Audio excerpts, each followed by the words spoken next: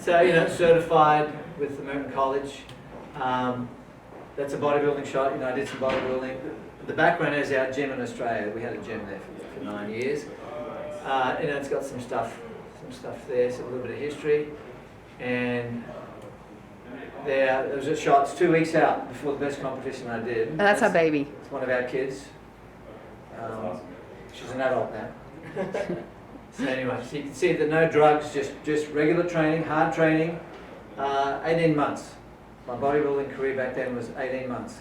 0 to 9 months, first competition, and I did 2 more. So that I peaked really well there, and that's 2 weeks out.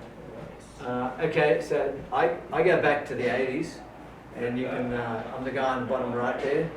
So different build, because I was running more and doing different things, and you can tell by the clothes it goes way back to the 80s. Right? It's that Jean-Claude Van Damme face. This is like me 4 years ago. Spandex. Yeah, that's right. Like woman. This is my 4 years ago. Yeah. Back when I used to do shit. All right, yeah, lots of hours coaching people. Tracy's certified with American College as well. See if you can spot her in the picture there. She's in there somewhere. Rhythmic gymnastics. Bottom left. No. Third row. Second row left. Top, second to left. Bingo. Yeah, you got it. Good Yeah, job. there you go. Bit of fun there. You can't, it's hard to tell. I wear a mask a lot. All right, and then she's coached. It's one of the gyms we used to work out of. So we introduced you to rudimetrics, and that's a word we put together to try and describe what we do that's different. And so it comes from the word rudimentary, the basics, measuring the basic stuff to do with movement and exercise. And we got stuck into barriers. So barriers is the first tool, and there's a lot of work in there. We went into fascia, Yep. right? Covers the whole body. And, you know, it's like when you cut chicken, you can see that little soft tissue. Everything is wrapped in fascia, inside and out. Bones, muscles, heart, organs, you name it. So it's the biggest organ in the whole, biggest system. And then we did some knot work, right? So how do we release the stuck points in the body? So you guys did that, we did it on the floor, we got the vibrating ball. And there's some pictures of stuff we did. And then we did some stretches. This is not all stretches. So one of the other ways to release some of the knots is to stretch, or the stuck points, as well as anything if something's short and tight. Okay, you guys remember that? Yep. And then we did some core strength there, so did some fun stuff there. And so we're going to get to do a little bit of that today as well. And we did some neck.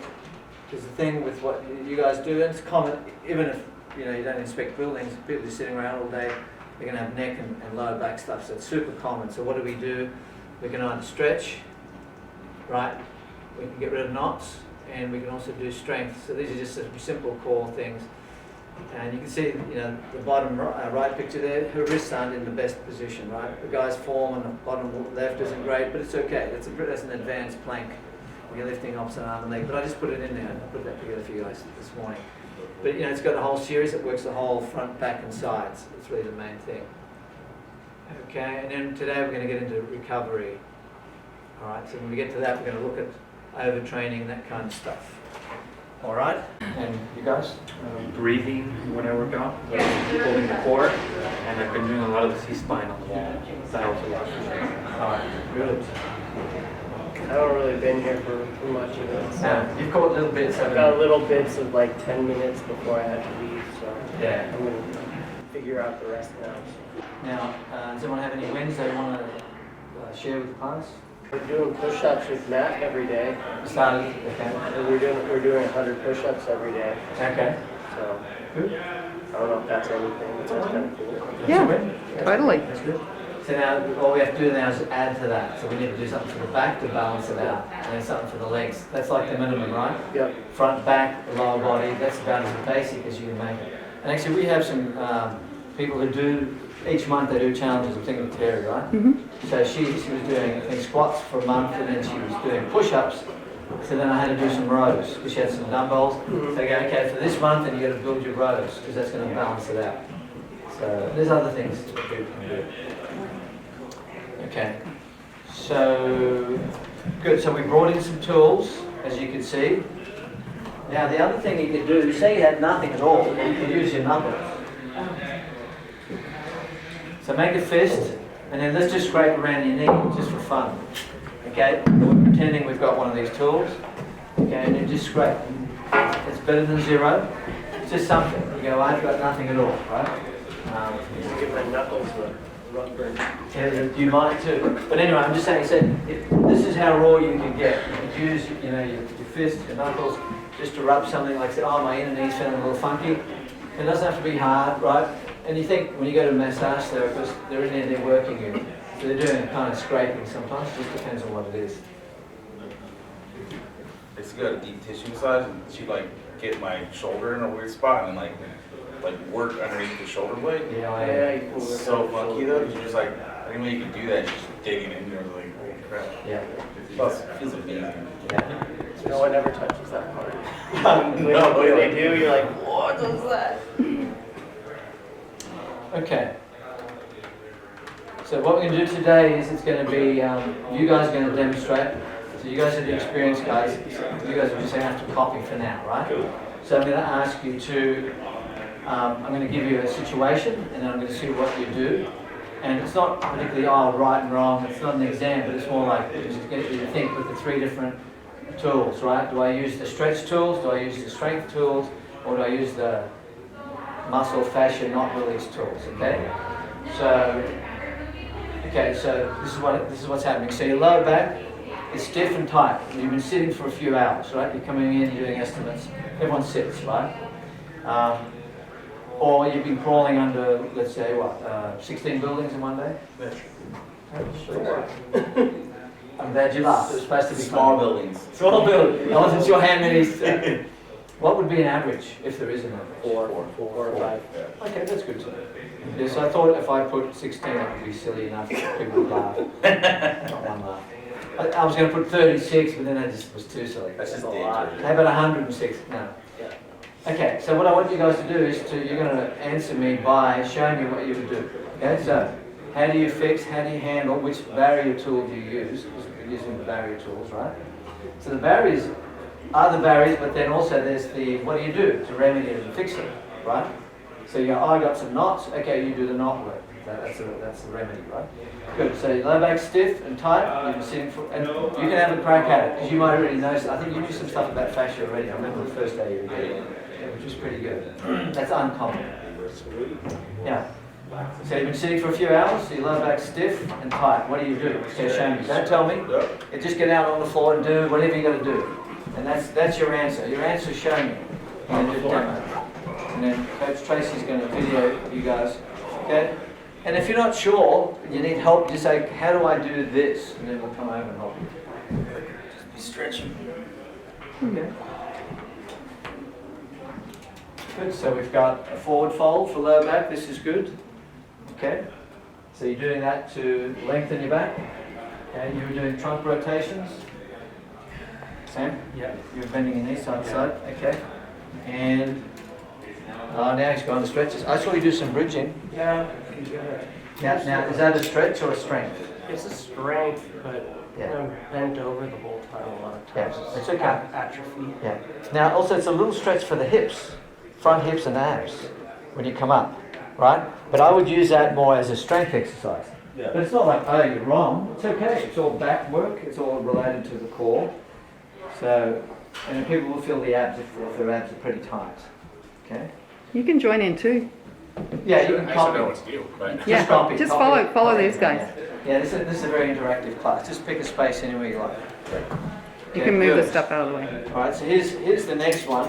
This is the next quiz question. So now your neck and your lower back is getting tired quite easily. It was just getting tired, let's just say, right? You imagine if you just sat and you put your arm out like this, I mean, that's not much effort on my shoulder, is it?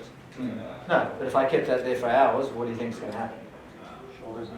It's going to get tired, isn't it? It's going to start getting weak. It's going to want to drop. These muscles might lock up, right? So here's the quiz. So your neck and lower back, you feel like it's it's getting tired quite easily, more than usual, and it's not giving you much support. Like normally, you can bend over and lift and do something, and your back's fine. But this day, your back's like kind of loose. It's a little bit like it's not quite there. It's like it feels a little weak for whatever reason. Because again, Oh yeah, you notice this when you're crawling under the building doing some inspection. Or you're sitting around for a while and you go, wow, my neck feels weak. Okay, what do? Show me. What would you do to remedy that? Neck and lower back. So let's see which tool you guys go with. And then tell me why. I would need strengthening for like the resistance. Okay, so you're doing push-pull with 555? Very good, that's correct. That is correct, so that'll give you some light strength work. Okay? And Pretty much you're holding your head. you're stretching. Okay, so stretching will just loosen it up. It might make it feel better too, but if it's weak, what do we want to do? We want to strengthen it. That's right. 5 seconds pushing. Yeah, Release. that's one technique. You're I'll pushing. try and help him out. Alright, so yeah, that's good. So this is good. You can feel your lower back here. And also you can do the opposite where you're lifting one leg or two legs. Good, there you go. So strength exercise is the answer to this problem where an area feels weak. You just have to know what it is and what to do on it. Okay? Good, so why don't we do our planks? Okay? Let's just do low plank first. So we'll throw that in. Planks. Feels kind of weird, you just stop. And then you do, there's no use, beating it up. Good. Alright, why don't we, okay, feet just a little wider apart, hip to shoulder width apart. Good. Okay, let's go to side plank next. Yep, and there's different versions. You can do it from the knees, you can do it from the toes. And then work your breathing, so everything we do. Okay? Breathing in through the nose, out through the mouth. So you can do a little bit of this every day. You can do it before you go out. You just go, okay, just a little bit of strength. It doesn't have to be a lot. You'll be surprised what a little bit does. Slightly I better. hate that one so much. Yeah, now you could do a high plank or a low plank. There's a couple of variations. I've only shown you the low one. So the low one's on your forearms. The other one is you can do, you rest because you've got a shoulder thing, right? Seriously, yeah. Okay. Okay, get on your hands, so sitting. Good. Yep, hands slightly turned out. Good. Feet, toes pointed straight up and then come up. Lift your body, lift your butt up off the ground. That's it. Hold, head up a little bit, looking at the ceiling. Squeeze your glutes. Good. And you should feel some abs, you should feel some lower back. Are you okay with those? Okay, good. Good? Be good with those? Yeah. Okay. Good. Now here's the thing. Say you're getting fatigued, just rest for a second, drop. It's okay. So you might do a 10, 15 second burst and then you come back up, right? Like when you do this with the girls, a lot of times their shoulders need work. So they'll fatigue here before they even get to the back. So, okay, so you just have to do it on a gradient till this area gets strong. Now they can work their core a little more, because we're as strong as our weakest link. Yeah. And same with stretching. You're as flexible or mobile as your tightest point. Good. Okay, so here's one more. So now you had a great day at work. Now you want to reset your spine and your neck. Okay, I haven't quite used those words before, but you'll think of this. It's not a trick question. So you go, so here's the key. So you want to get your head and neck in neutral. So how do we get it in neutral? I'm going to give you a hint. It has something to do with the floor, right? So, yep. So just lying like that, or you can put your feet up on a chair. Yeah, I'll have you do the chair version. Okay, so lying on your back and get your heels up here. So, yep. Even just doing this helps the spine. That's right. It's really nice because now you're doing a little bit of gentle rotation. Good. So hips and knees at 90, so come in a little bit. Yeah, there you go. Right, rest your head. Good. Now if you just rest there, yeah. Now if you're holding it up, Carlo. Yeah, it's not answering the stretching. No, it's an ab exercise. Yeah. Hey, it's okay, but all I want to make sure you just know what you're doing. He's going into some hard work. Okay. So how long do you stay here? So you do 30 seconds. So they wake up the next day. Till you wake up the next day, 30 seconds? Yeah, usually 1 to 5 minutes at least. I've had people lie there for 10, 15 minutes. What happens is it'll just slowly reset. Now, with the head and neck, how do we reset the head and neck? Make sure it's in neutral. So neutral, tuck your chin in a little bit, don't force it.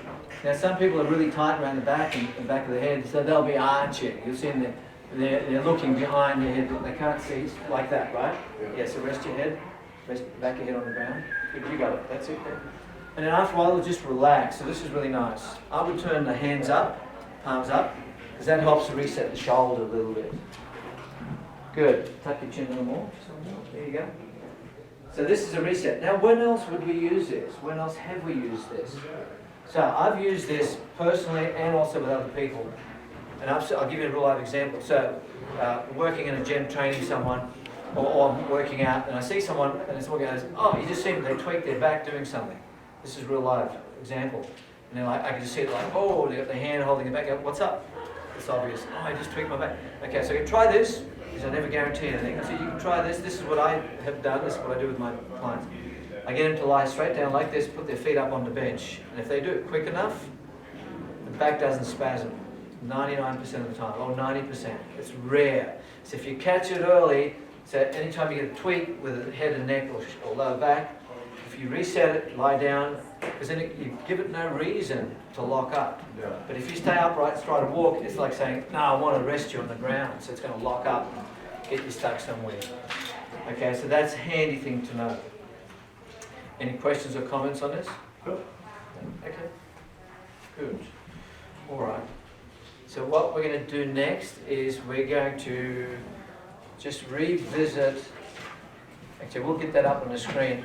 So I want you to do some neck stretching and strength while you're there. Okay? So so just grab the fingers back of the head, pull your chin. Yeah. And we'll just do some dynamic stretches. So maybe just do 5 repetitions. And then do the side stretching.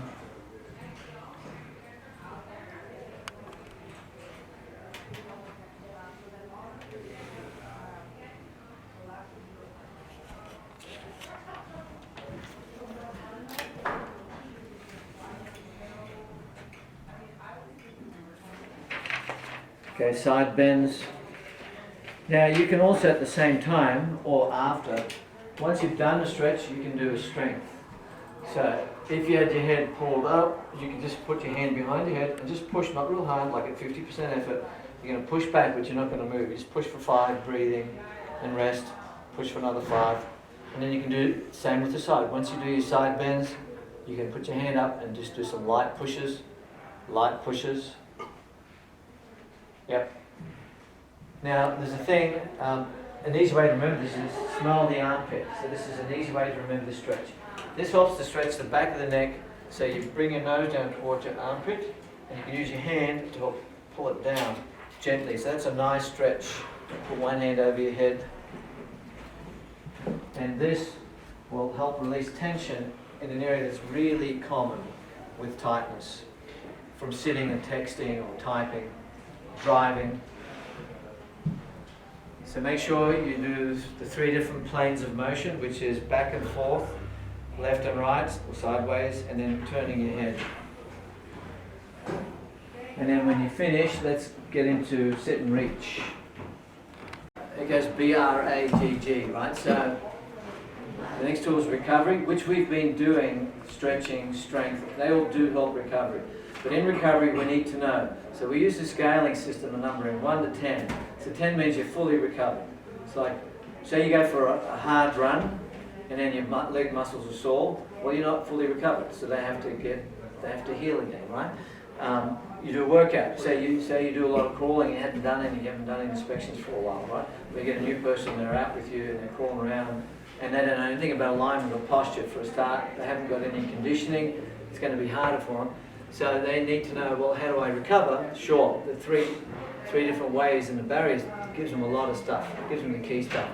But here's what happens. So you can see the down trend there is, so here's fully recovered. You do a workout or you're working, you're sitting for hours. Now this could be just sitting.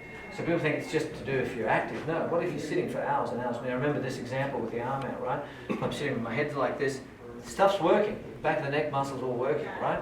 If I'm sitting like this, something's being stretched here, something's being worked here. So this is overtraining, as you can see. They did something and they started to recover, but they didn't do enough, and then they started to do something else and they didn't recover. So that starts to go down. And if you think of sport as an example, you can see sports performance reducing, and then that's where injuries can start to creep in. Or you think if you've ever played sports pretty hard, at the end of the game is when you get more tired, your fuel's running out. That's when you really got to dig in, and that's where people get more likely to get injured. It's rarely at the start, it's usually towards the end, because they're actually fatiguing. There's a little bit of this going, right? So you see someone sprints when they're playing, but then they also walk to recover. They're not sprinting for 20, 30 minutes or whatever, right? Yeah. Depends on the sport. Okay, so the ideal with recovery is, you can see this is the ideal. So you've done something, you've recovered enough, and then you get they call it super compensation in this thing, which means you've got an improvement. So you find if you do it right, you keep improving. So an example there is, say I'm doing my push-ups and I want to get stronger, I want to increase reps, because that's one of the challenges here. If you do it right, you should be increasing. Oh, I'm going to do it every day. Is that really a good idea? Oh, you're going to find out, right? So, is that enough time to recover? Depends how hard you push, right? Like, you could do 10 push-ups and go, well, I could do another 20. So that wasn't that challenging. Does that make sense? Yeah. Because you have 20 more to go. So you could do 10 push-ups and you go, I've got nothing left. Yeah. So that's maximum, that's a 10 out of 10, right? So if we use our scaling system, our 1 to 10. So it depends on your effort, right? On what's left in the tank, which will give you an idea of how hard did you go. So this is the ideal that we want to get to when we're physically working all day, whether it's physical or non-physical, right? Sit there for hours. What do? Well, you're not active, but you're still doing something. Something's happening to the body, okay? So the definition of recovery is to return back to normal health, fitness, or strength. This is how I put it together. From intense or challenging work, life, sports, or injury. So it comes from the word or the idea, get back. So it's a way to get back, a way of restoring. Okay? So this is all about just the reason we use this tool is to improve performance. So someone's got a tweak, they tweaked an area of their body, their elbow, wrist, whatever, and you go, okay, how are you doing? Give me a number 1 to 10. This is how we use it. 10 means you're fully recovered. Oh, I'm at a 3. So that means I'm going to go really easy with that person. I'm going to really watch the wrist if it's a wrist. Make sense? So you can kind of scale it and work out where you are with regards to recovery. What's up? Okay, good. All right. So now with recovery, there's 2 ways. There's active recovery or passive recovery. Okay? Is this something new? Just new to you guys? Would passive be sleeping? Yeah. So we're going to do an example. You guys are going to show me how to do it. Okay? So basically, passive recovery is you do nothing, no action to help recovery. You're not really doing anything. It might help it, but you're not doing anything, right? Like sitting, lying down, going to sleep. You're not really doing anything. You're lying, but the body's doing something, right? Yeah. Then there's active recovery. You take action. Like today, when you're doing scraping and all that, that's active recovery, isn't it? Yeah. Oh, I've got a knot here. You're doing active recovery work. So it's good to know that the two and which one's better, for what reason, not to complicate it. So when do we apply this? So if you're active, obviously you're either working or you're playing sports. You're doing sets and reps. If you lift or you do exercise, like how long do you rest between one exercise and the other? That plays a role in your recovery. If you get it wrong, then you're not going to recover as well. So if I'm trying to do really heavy strength training, I'm going to rest more. Oh, it's gone off, yeah. So 1 to 5 minutes. 1 to 5 minutes is the science. Yeah. We're not really going to get into that so much. But you can see here, this one goes into injuries. So RICE is a system where, who's heard of RICE? Hands up. 1, 2, 3. 3.5. It's okay. Maybe. It's okay. So rest, ice, compress. So there's rest in that. There is another version called MICE. So that's active recovery. So where they put movement. So let's say someone tweaked an ankle. Doesn't mean in my tweaked ankle I'm going to start running and jumping on it. I'm going to do hard exercise. But what they're trying to say is move it as soon as you can. Still avoid anything that's aggravating it. So we know, because we work with people who've had hip replacements, knee replacements. So now what they do these days, someone's had a hip thing, same day they got them up on the floor, moving around. In the old days they made it said lie down for 2 weeks. And what's the problem with doing nothing? That's right, muscles waste away. So, and then what happens to the fascia? Every day it gets stiff and tight. That's why animals stretch every day. right? If the guys have been here, you know this. So the fascia gets tight and they've cut into them.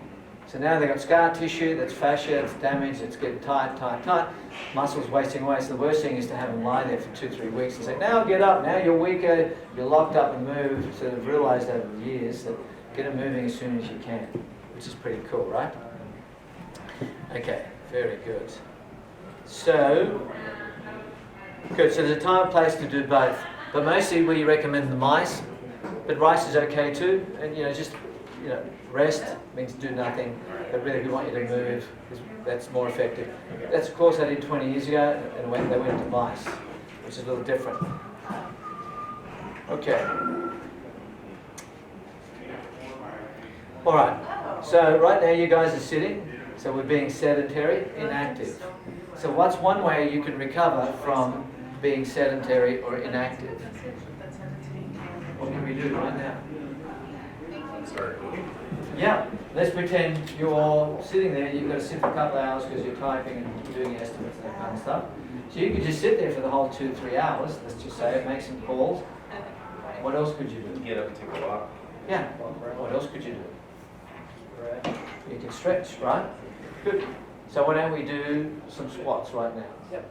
Now while you're there, why don't we do some Supermans? This is new. Some of you may know what it is. So lie flat down on the ground, arms up, thumbs up, lift everything. Now if it's too much, just lift the legs. If it's too much, just lift one leg at a time. Nice and easy. We apply gradients. Okay, thumbs up, yep, up, hold, breathe. You got it. Up, hold, breathe.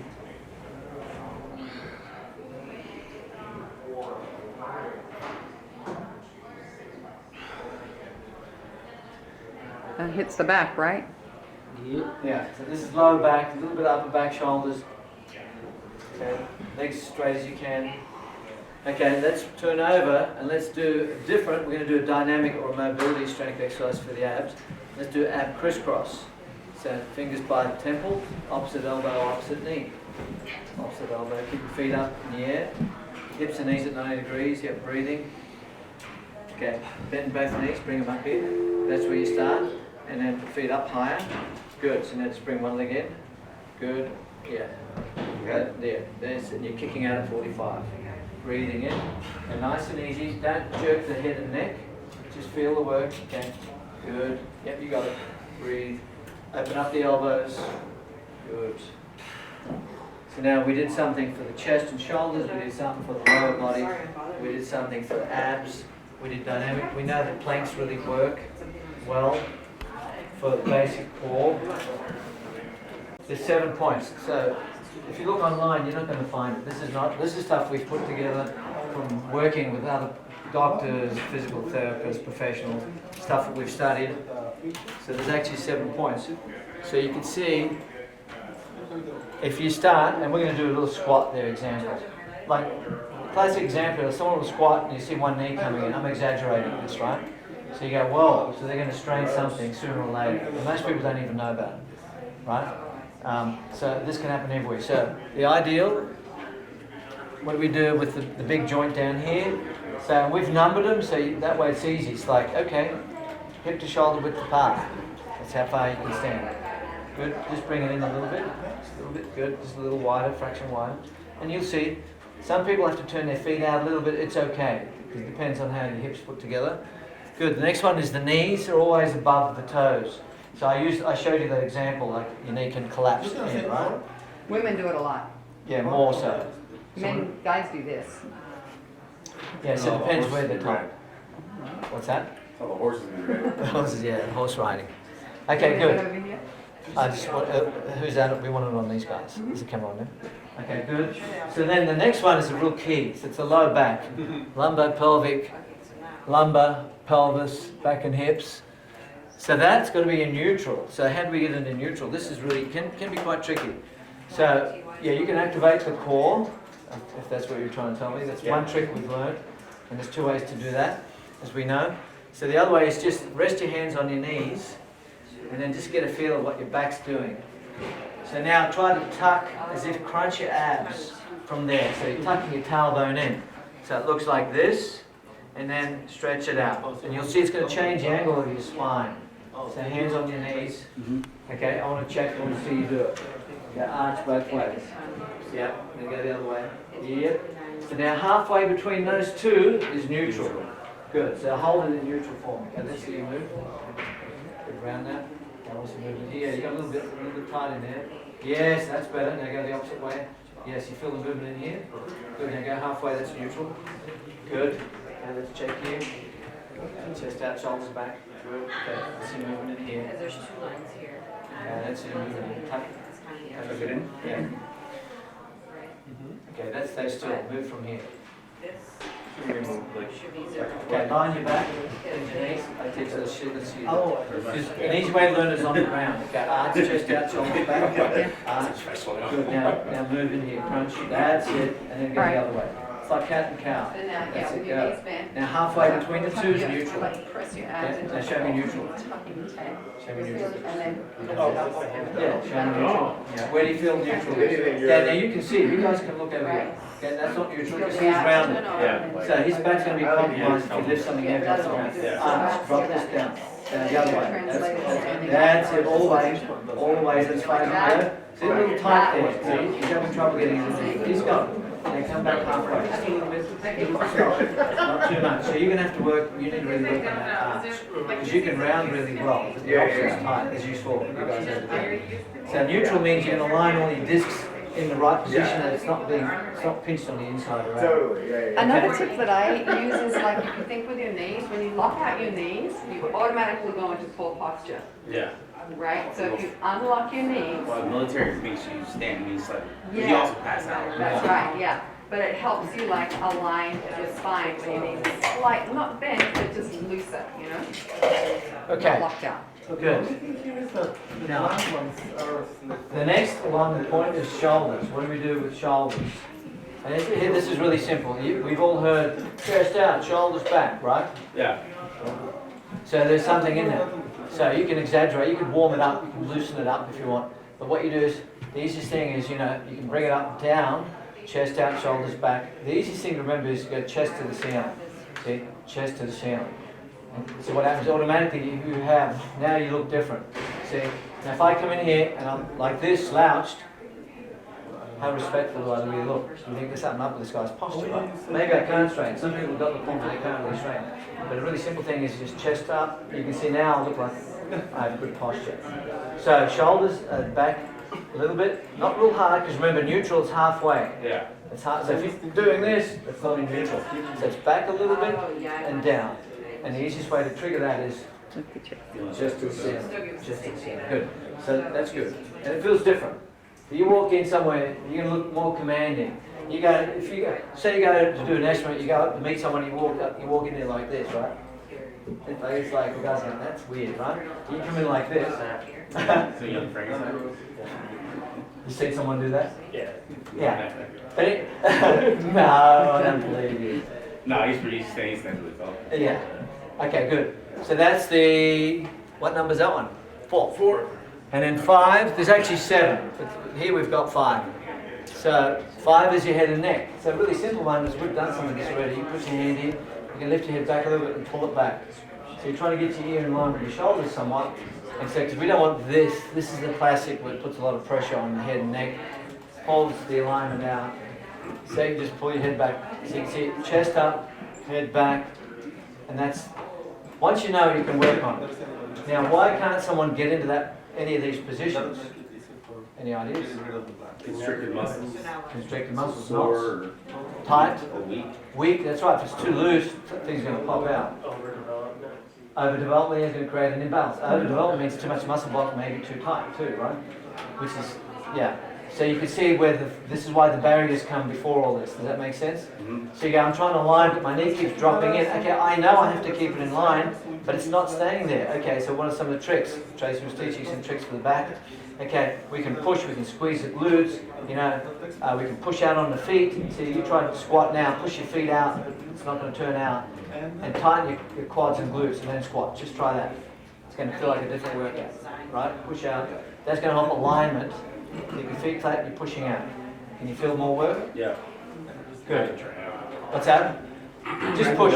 Push push into the So ground. you kind of like, your feet are on the ground. As if you're trying to turn it And then you out. like push, like, Like see, you I'm feel like like, you're- I'm like, you I'm feel not, like you are. from here, I'm like, my feet are not still on the ground, but I'm like pushing out, but they're not moving. I Yeah. feel it here, Yeah. right, and I feel it here, and now I come down and I'm solid. I'm stabilizing my hips. Like if you my had a knees. band right? That's right. Exactly. You're creating your own Right. band. So you Yeah. kind of like, if you just push against the outside of your feet a little bit, you feel these activate, glutes activate, everything's on. Yeah. Yeah. Okay, good. Good. What's that? That was a lot better. Yeah, good, isn't it? So it helps the alignment. So then, meanwhile, knowing that can help straight away, and then now you can work on, well, why is my knee collapsing in or going out? And you might find, well, this is weak or this is tight. That takes a little bit of analysis. There are some tools. So you don't want to But at least if you know, at least you know I can do something, you know. So if you get physical therapy, they're going to do an analysis and help you with that, right? A well-educated trainer, he or she can help you with that. You can search, you know, we have some stuff you can look at, but it might be a little, because there's a lot of stuff in it. But anyway, so that's that. And then there's the other 2 points we're going to go through real quick is what do you do with your wrist? So is this neutral? Is this neutral? Is this neutral? Is this where's neutral, do you think? That's right, because you can see it's relaxed, it's not doing anything. So there's neutral, right? Neutral is just straight. So ideally with everything you do, you try to keep it straight if you can. But if you can't, so notice there was a picture of someone stretching with their hands like this and I made a comment. So you turn it out, it's a little softer.